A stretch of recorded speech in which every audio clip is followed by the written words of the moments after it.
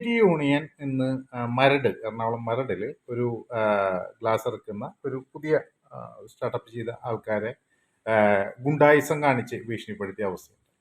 സത്യത്തിൽ നിയമപ്രകാരം അവർക്കാണ് അത് ഇറക്കാനായിട്ട് അവകാശമുള്ളതെങ്കിൽ തീർച്ചയായും അത് അനുവദിക്കുക തന്നെ വേണം. അവർക്കാണ് അവകാശമെങ്കിൽ അവരെന്താണ് ചെയ്യേണ്ടത്?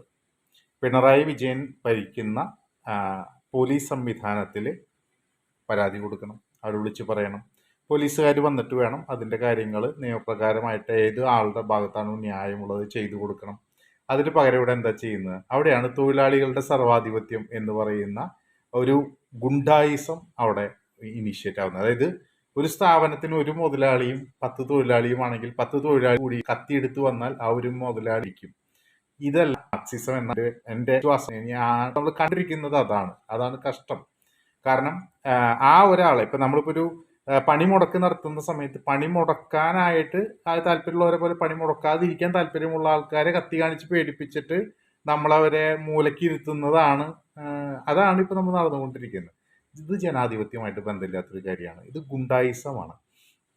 അപ്പം ഈ പറഞ്ഞ നിലപാടിന് പകരം അവരെങ്കിലും പിണറായി വിജയനും അതിൻ്റെ പോലീസിനെയൊക്കെ വിശ്വസിക്കാനായിട്ട് ഈ സർക്കാരിനെ വിശ്വസിക്കാൻ CIT തയ്യാറാവണം.